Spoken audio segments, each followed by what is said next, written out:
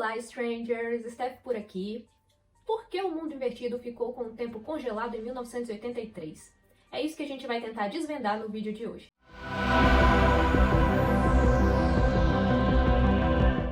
Sejam todos muito bem-vindos ao canal, já deixa o seu joinha, se inscreve se você ainda não fez isso porque ajuda a gente demais. Com o lançamento do primeiro volume da quarta temporada, a gente foi apresentado ao Vecna, um monstro que teve seu nome inspirado nos jogos de RPG Dungeons & Dragons e que provocou mortes horripilantes em toda a série.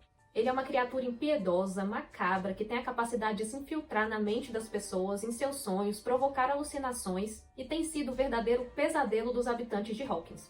O monstro teve ali uma história extremamente conturbada, com o envolvimento da Eleven, o laboratório Hawkins e um suposto serial killer que matou toda a sua família nos anos 50. Mas tudo isso a gente já sabe, não é mesmo? Então vamos pensar no jovem Henry Creel. Ainda na infância, na década de 50, o pequeno Henry Creel se mudou com toda a sua família para um casarão em Hawkins e foi lá onde ele descobriu que tinha superpoderes. E o que você faz quando você tem superpoderes? Você começa a testar suas habilidades. Tudo bem que ele não fazia isso de uma forma nada amigável, Ele maltratava animais, começou a perturbar a mente dos pais, enfim. Assim que esses poderes se manifestaram, ele começou a aterrorizar a sua família, certo?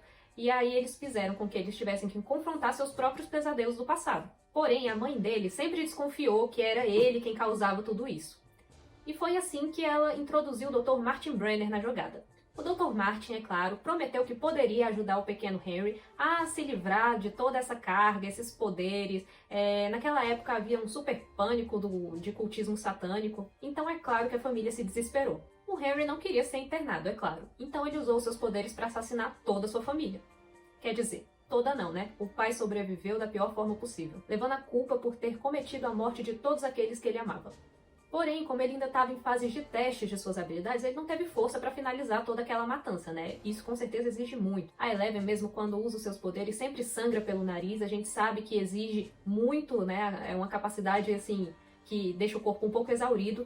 Então, quando criança, ele não tinha poder suficiente para matar 3 pessoas ao mesmo tempo, então ele desmaia. Falam pro Victor Creel que ele entrou em coma e depois morreu no hospital, o que foi a deixa perfeita pro Dr. Martin Brenner pôr as mãos no garoto e tentar treiná-lo.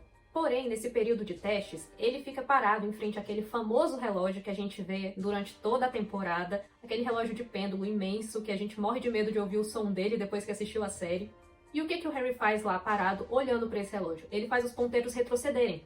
Ou seja, ele tem uma certa capacidade de mexer com o tempo. Quando a gente descobre a verdade sobre e quando ele comenta com a Eleven sobre tudo o que se passou com a família Creel, e também somado aos relatos do próprio Victor Creel para Nancy e para Robin, o vilão fala sobre a sua descoberta de ter a capacidade de fazer as próprias regras. Isso certamente envolveria o tempo, só que com um alcance um pouco limitado, talvez. Talvez essa seja uma coisa que ele não explorou tanto, porque ele não teve tempo para isso. Afinal, ele logo foi parar nas mãos do Dr. Martin Brenner, e ao saber que não ia conseguir controlá-lo, ele ficou com a solteria no pescoço que o enfraquecia e reduzia os seus poderes, além de rastreá-lo.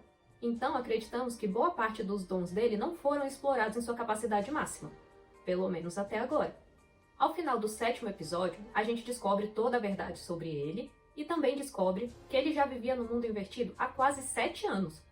Afinal, ele foi enviado para lá em 1979 e a série agora está se passando em 1986.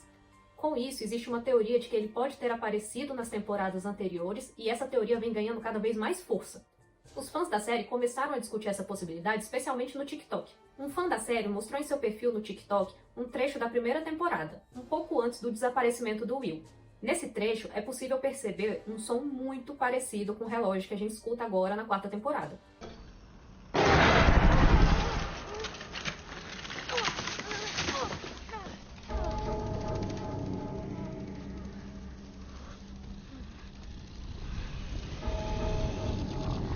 Esse som pode ser ouvido logo após o Will cair da bicicleta, quando ele tá tentando ali atravessar a floresta e desvia do Demogorgon para tentar fugir para casa. Mas e por que a gente não viu o Vecna aí então? Bom, eu acredito que assim como a Eleven abriu o portal em 1983 através de uma grande conexão psíquica com o Demogorgon, o Vecna sentiu isso, especialmente seguindo, o princípio da mente colmeia. E a partir daí, ele permitiu constantemente a passagem do Demogorgon para o que seria a nossa realidade, a fim de testar como seria esse trânsito. Porque afinal, se o Demogorgon morresse, ele sentiria, mas ele não estaria colocando a sua própria vida em risco. Isso explicaria como o monstro sem rosto, né, consegue atravessar para a nossa dimensão com tamanha facilidade. Afinal, ele abre portais na floresta, a Nancy já foi parar em um deles, inclusive, e na casa dos Byers também, né? Só que a gente aprende nessa temporada que é preciso uma conexão psíquica muito forte com a vítima para conseguir abrir um portal. E o Demogorgon não tem esse poder. Quem tem esse poder? O Vecna.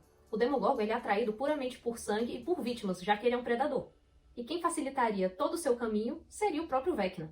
Com o rasgo no tecido espaço-tempo aberto por Eleven, a gente acredita que o Vecna pode ter aberto uma espécie de fenda temporal, para manter de algum modo o portal sempre aberto para ele. Só que quando a gente mexe com o tempo, as coisas começam a ficar meio loucas, né? Além de perigosas. Não seria nada estranho se de repente a Nancy e o Steve, que ainda estão lá no mundo invertido, encontrassem com o jovem Will Byers, na época que ele estava preso. Afinal, a data lá ainda é 6 de novembro de 1983, ou seja, o dia que ele desapareceu.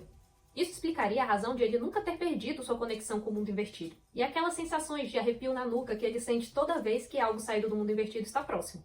Ah, Strangers, um aviso importante. A gente tem um canal no Telegram agora, ele é super interessante. Ele foi feito para aproximar vocês da gente e para compartilhar conteúdos exclusivos dos bastidores, futuros roteiros, quando a gente estiver gravando o vídeo. Então aproveita e o link vai estar aqui na tela e também na descrição. Bom, retomando, a gente acreditou por muito tempo que a ligação que o Will tinha com o mundo invertido e essas sensações estavam ligadas pelo período que o Devorador de Mentes esteve dentro dele. Mas e se não for só isso? E se na verdade ainda tem uma parte do próprio Will dentro do mundo invertido? Já pararam para pensar nisso? No entanto, na primeira temporada não seria a primeira vez que o relógio soa, pelo menos seguindo essa teoria. E por mais estranho que pareça, ele toca de novo na terceira temporada. É o que o usuário do TikTok descobriu na cena que o Billy tem o primeiro contato com o Devorador de Mentes, na terceira temporada. Além disso, o Devorador de Mentes também provocava alucinações no Billy. Vocês se lembram que lá na terceira temporada, o Billy se encontra com ele mesmo no meio da estrada pouco depois do acidente de carro, e de ele ter sido puxado bizarramente para dentro da siderúrgica, ele consegue escapar, vai até o telefone, e lá ele percebe que tem algo estranho chegando, e no caso é ele mesmo. E depois uma legião de devorados. Então existem alguns casos de alucinações bem peculiares, né, com relação ao Devorador de Mentes. O que nos leva a crer que o Vecna sempre esteve ali por trás como seu grande aliado.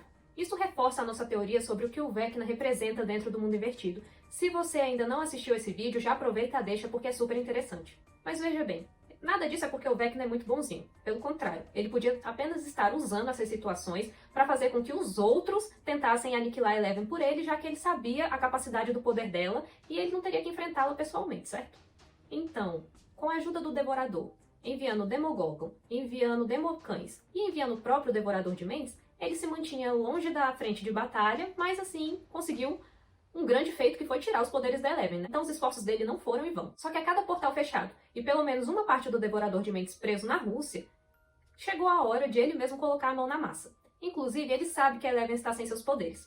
Então, aparentemente, seria o momento perfeito. Embora nada disso tenha sido confirmado até o momento, não dá pra saber se os sons remetem de fato ao Vecna ou não, os criadores da série, Ross e Matt Duffer, já avisaram que, durante as negociações com a Netflix, uma equipe de roteirista foi designada para desenvolver ali um documento relacionado a tudo que era místico, né, a parte mitológica da série. Então, tudo que estava relacionado ao mundo invertido já foi escrito, ou seja, o Vecna já estava lá, e eles queriam isso mesmo que demorasse a aparecer, a fim de situar e evitar, claro, furos no roteiro. Se os planos do Vecna já existiam desde o começo, não se assustem se essa teoria fizer total sentido lá na frente. Dia 1º de julho, provavelmente a gente vai descobrir. Bom, levando tudo isso em consideração, a gente queria saber a teoria de vocês com relação ao tempo estar parado em 1983. Foi uma fenda temporal criada pelo Vecna ou vocês têm outra coisa em mente? Comenta aí pra gente, compartilhe o vídeo se essa teoria fez sentido pra você e eu vou ficando por aqui. Até a próxima!